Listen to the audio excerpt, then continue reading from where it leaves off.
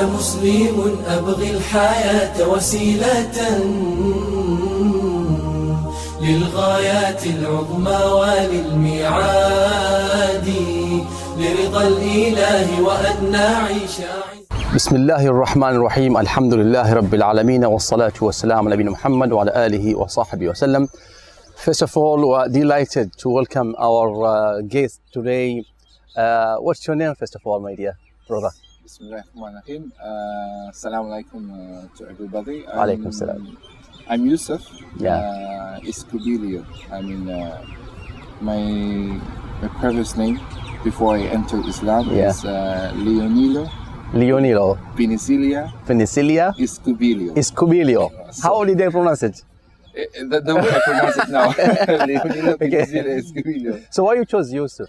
Yusuf, Prophet Joseph. Yeah, in English. Yeah. So first is because my father is Jose, that is in Spanish. Yeah. So in English that is also Joseph. Yeah, mashallah. Arabic is in Yusuf. So you are Yusuf now. Yeah, and then it's because also I tried to do some research, and I came to know the story of Prophet Yusuf. Yeah. So I think he's one of the best prophets. So you liked most? Alhamdulillah, yeah. MashaAllah ta'ala. May Allah get us with the Nabi Yusuf in the paradise. Ameen. So, and if I want to know, how old are you? I'm 39. How old are you as a Muslim? Running 7. This coming, when was that? June or July, June.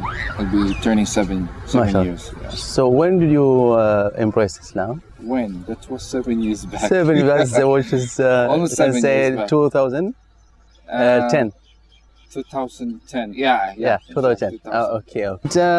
If I ask you about the purpose of religion generally, the overview of the religion before embracing Islam, what was your view? Well, during the time when we, the thing is, during my elementary days, since religion is a part of the curriculum in our school, so we are being taught about the purpose of the religion and of course studying the Bible and something like that. So I believe it's based on what I've learned from the church. During the teachings. The teachings that our teachers or our schools taught us. Yeah. Religion plays a very important role in us as human beings, and the reason that we have this religion because it was being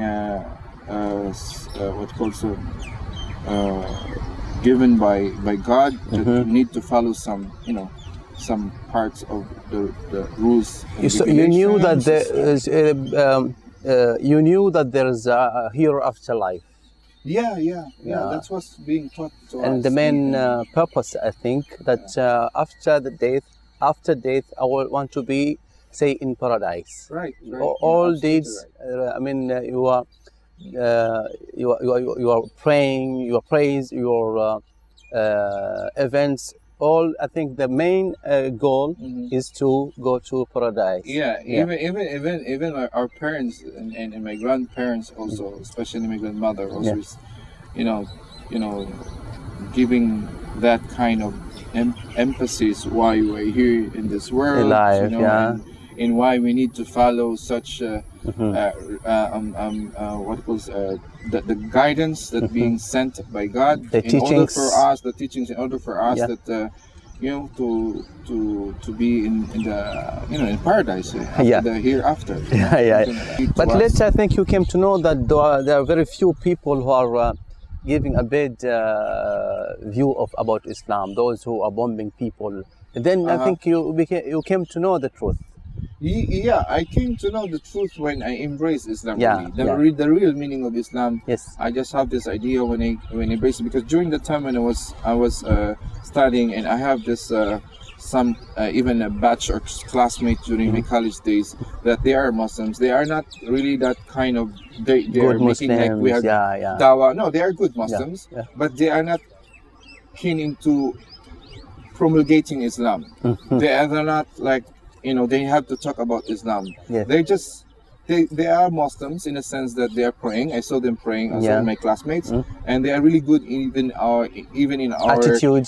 The attitude is good, and they are even good in our subject, which is religion. We have religion in our during my university years, and they have to attend the religion subjects because it's a prerequisite. They cannot graduate if they want to. So we are studying the Bible, and they are also in the Bible, and I was really amazed how they are very familiar with the Bible. I don't even have idea that the Quran is basically, it's just, you know, there's a similarities in it, like you know, the prophets and all those things. So they are even in the top, you know, top. Really? There are Muslims classmates. MashaAllah. So during that time, we Christians, we don't have even idea about that because they are, you know, as a Muslims, they have to really, in a daily basis, I suppose that they have to read the Quran or something like that. So they are more even familiar with the Bible because of this is, you know, there are similarities in the Quran. So just I came to know now that that's the reason why those my classmates during used to know college days, many they things. are really on the top 10, or, you know. They're really doing well. And what about the story behind embracing Islam? Okay, it's a long story, but I will make it short. Yeah, please. I embraced Islam when 2010. You know, I was in Dubai before, in UAE, for almost 2 years, and you know, Dubai is the environment is different. So if there's nobody would really, you know, invite you and spend time for you to, you know, to give you the or to share to you the knowledge of Islam, you couldn't get it from Dubai. But Alhamdulillah, I went away, I transferred here in Oman, and then I started working here in Oman, here in Muscat particularly. I met an Omani, which is I could say that he's one of the best person that I ever met in my entire life. Thank you. Who's that? Ali Marhoon Al-Siyabi. Ali Marhoon, wonderful job. He's working in the Ministry of Defense, and during his spare time, he's taxiing. So during the time, of course, it's difficult for us. You know, transportation is a bit difficult here in Oman. You know, so I met him through another colleague from work that he used to call this. Mr. Ali, and you know, to pick him and drop him wherever, you know, he wants to go. So I met him, and then we used to communicate because I need him sometime, you know, to go somewhere in Muscat. You know? So and then that's the time he started to talk about the religion, about Islam. He's good in English, is it? Yeah, he's good in English. I think it's part of their job in MOD. So, I mean, he started talking or sharing about Islam, and I told him, I'm very open-minded person. He seems to be a good taxi driver as well as a good caller. He's the Da'i. He's a da'i in a sense that he got this good strategy. You know? Even you're. I mean, you just.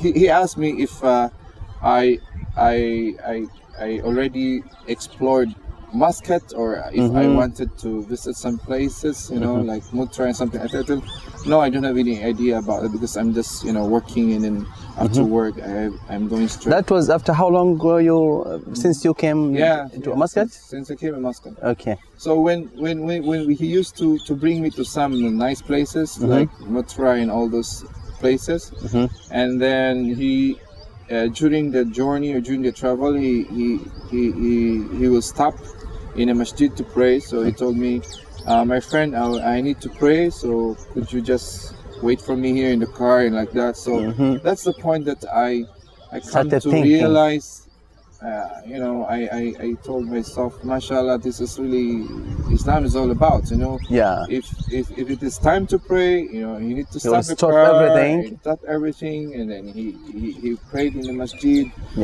And then so you saw an Islam in him. The good thing. He's practicing a real Islam. This is the best thing, you know, to share Islam as a religion. Yes. Do it and practice it, Yeah. and people will just saw it or see it what you're doing. Yes. I think this is what he did to me. That's why it keeps me in. I mean, it turns into realization and understanding the religion of Islam. And he's really a kind-hearted person. He even asked me to visit or to come to their house and to share a meal with the family. قهوة. I told kahwa and all this, you know, what's called the sweet one? حلوة. Halwa, yes. حلوة عمانية. Yeah, so and then, Yeah. and then, this is how I understand now, not only the religion, I understand now that your culture, you know, and how Islam is so peaceful. أنا مسلم أبغي الحياة وسيلة للغايات العظمى وللميعاد.